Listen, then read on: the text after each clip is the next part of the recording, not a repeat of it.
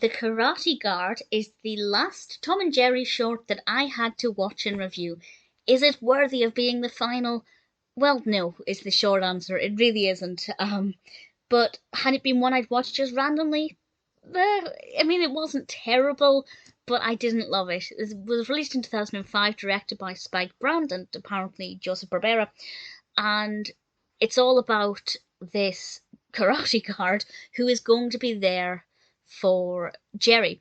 And interestingly, it's kind of very, very, very loosely like the most nostalgic episode for me, The Bodyguard, which is the one where Jerry just needs to whistle and Spike will be there in a heartbeat to help save the day.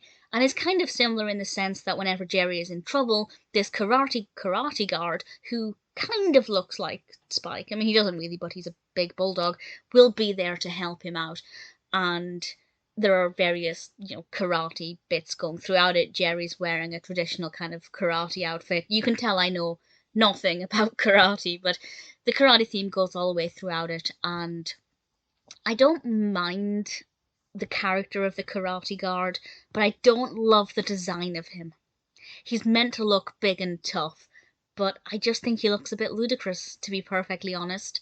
It would have been better if it was just a kind of ordinary dog, maybe wearing a costume, but nothing as elaborate as this. I just think it made it feel almost gimmicky, and I couldn't take it that seriously. We do have some other characters in here. We have a character who very much looks like Butch.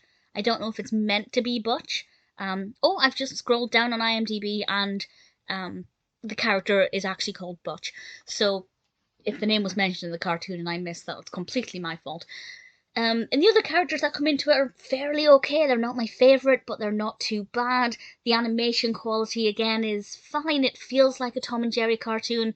Maybe a little bit sharper and a little bit crisper, obviously given the age of it compared to a lot of the others. But in general, it doesn't deviate too far from the classic style. And the narrative flows well. It did feel longer than 8 minutes, I have to say. It felt much longer than 8 minutes. It really started to drag after what I believe is the halfway mark, but I lost all sense of time. So it's not terrible, but I didn't love it completely.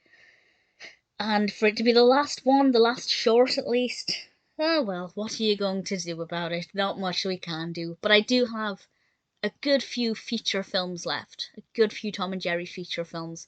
So it's not the last Tom and Jerry. It is just the last short. I'd love to know if you have a favourite Tom and Jerry short. But as I said, the most nostalgic for me is The Bodyguard. But I don't know which my favourite would be. I think it would just have to be that one. I'd try ranking them, but there are a lot of them. Maybe I shall. I don't know. But either way, The Karate Guard is not terrible. But it's not perfect.